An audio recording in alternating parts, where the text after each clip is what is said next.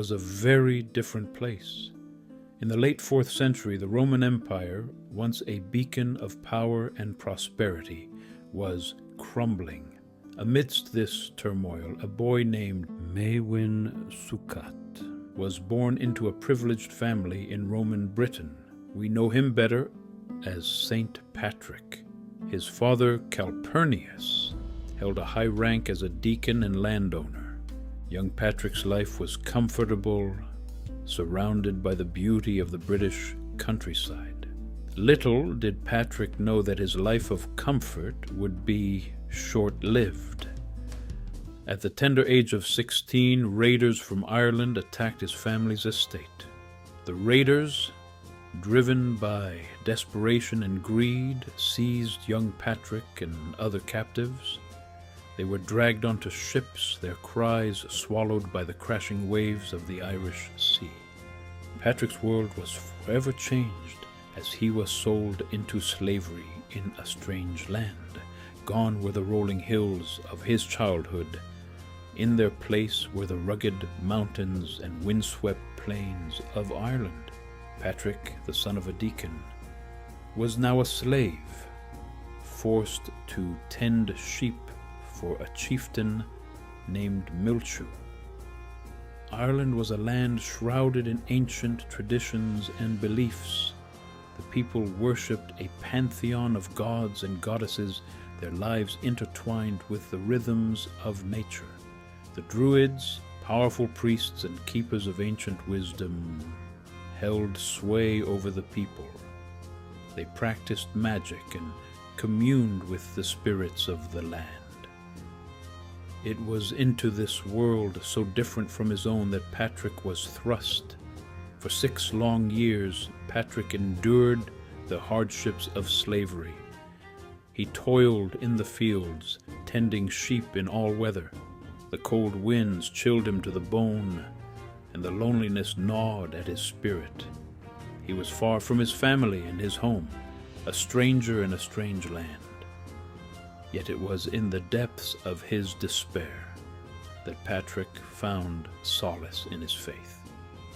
He had not been a devout Christian in his youth, but the hardships he endured led him to seek comfort in the words of the Bible. He prayed constantly, finding strength in his belief in God. As he watched over his flock, Patrick began to see the beauty of the Irish landscape.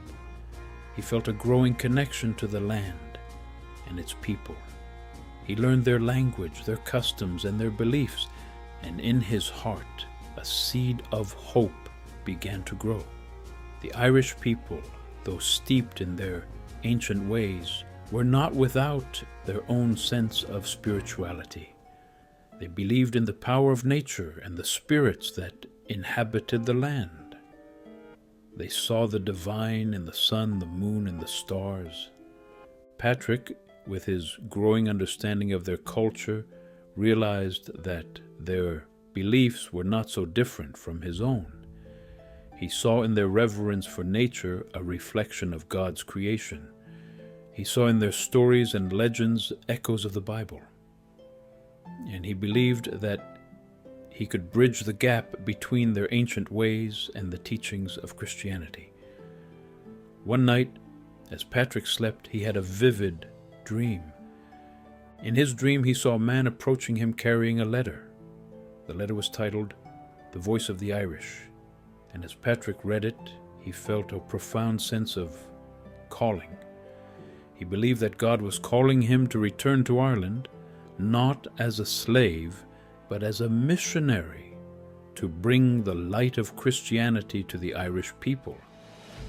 Filled with newfound purpose, Patrick escaped from slavery. He journeyed for miles, guided by the stars in his faith. He endured hunger, thirst, and the constant fear of recapture. But he never lost sight of his mission. He'd been called by God to return to Ireland, and he would not be deterred. Patrick eventually made his way back to Britain, where he was reunited with his family. But his heart was no longer in the land of his birth. He had left a part of himself in Ireland, and he knew that he could not ignore the call he had received. To prepare for his mission, Patrick sought religious training. He studied the scriptures diligently, immersing himself in the teachings of Christianity.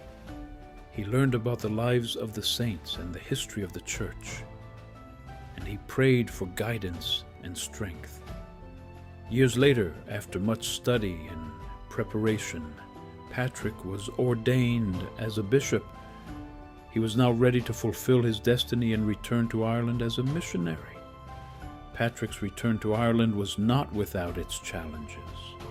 The druids, sensing a threat to their ancient ways, opposed his teachings. They challenged him to contests of magic and tried to turn the people against him. But Patrick, armed with his faith and his understanding of the Irish people, met their challenges with courage and compassion. He knew that he could not simply force the Irish to abandon their beliefs.